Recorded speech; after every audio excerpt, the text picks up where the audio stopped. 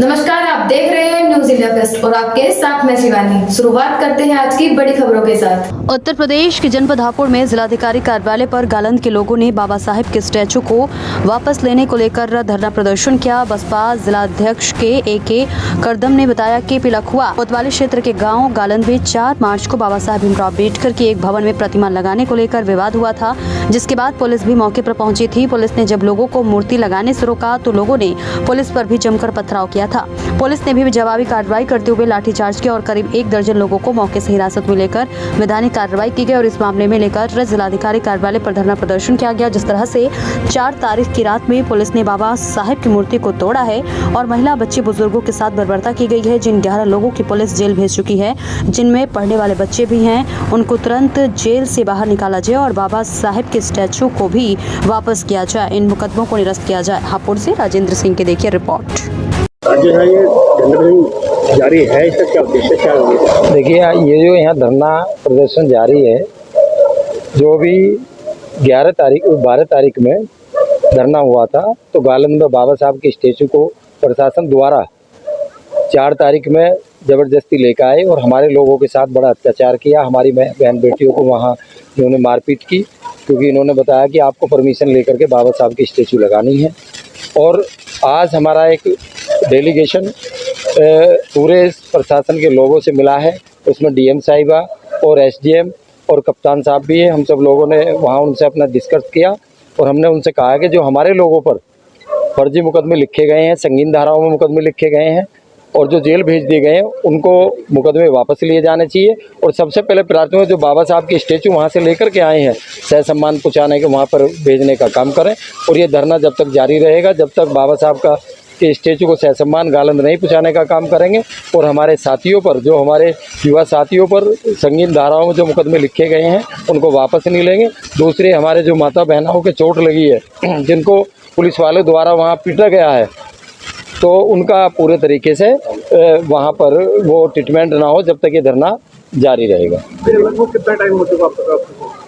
देखिए, धरना अब से 12 तारीख में भी चला और धरना 12 तारीख में हमसे एडीएम साहब ने ये कह करके धरना ख़त्म करा दिया था कि आप हमें 1 दिन का समय दे दो। 13 तारीख को हमने पूरा दिन उनको दिया और 14 तारीख में आज हम लोग यहाँ आए तो उन्होंने हमारी बात को कोई खास तवज्जो नहीं दी है।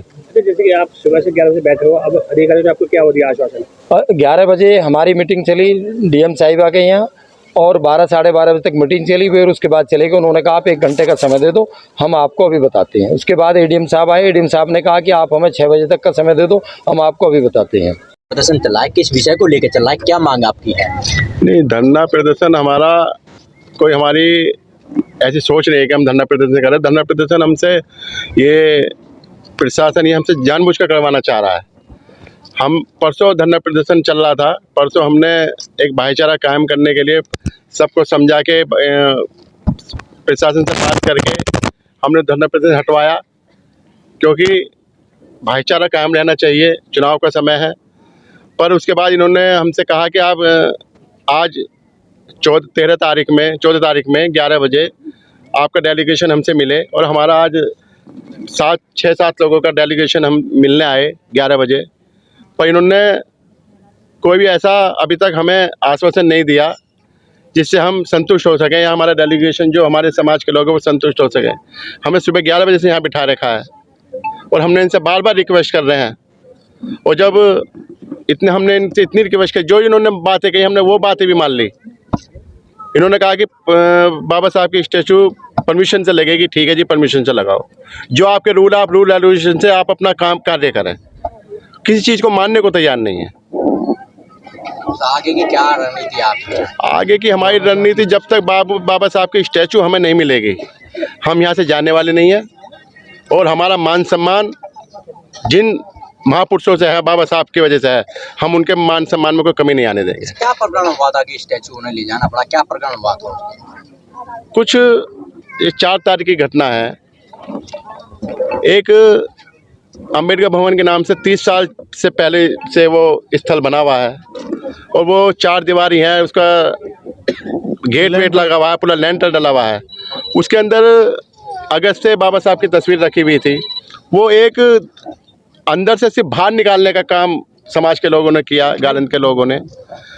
अब किसी असामाजिक तत्व इन्होंने किसके प्रेशर में आकर वहाँ पर किसके आदेश पर पुलिस को भेजने का काम किया।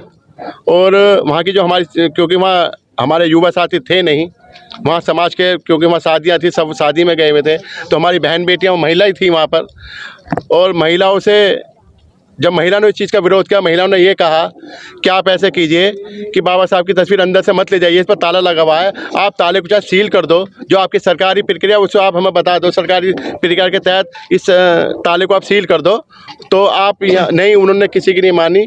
उनमें किसी का प्रेशर था, सत्ता का प्रेशर था या किस चीज़ का प्रेशर था, ये तो वही लोग बता सकते हैं। तो उन्होंने बहुत बर्बरता से हमारे समाज के साथ, हमारी बहन बेटियों के साथ डंडे लाठियों से उनका, मतलब हम बता नहीं सकते कितना अत्याचार, कितना बड़ा उन्होंने हमें, हमारी बहन बेटियों के साथ अत्याचार किया। घर में से किसके आदेश पर हुआ है, हम ये पूछने आए थे। आज हमने पूछा भी डीएम साहब से। डीएम साहब ये बताइए कि पुलिस का काम तो लॉ एंड ऑर्डर का है, पुलिस को आदेश किसने दिया?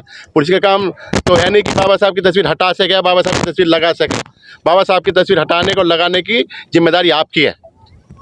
इनको किसने आपने आदेश दिया? क्या एडीएम धौलाना ने दिया या आपने दिया? एडीएम साहब किसने इनको आदेश दिया? अगर स्टैचू वहाँ से आई है, अगर स्टैचू में 2 दिन पहले लगी हुई थी, वहाँ सब कुछ सिस्टम ठीक था।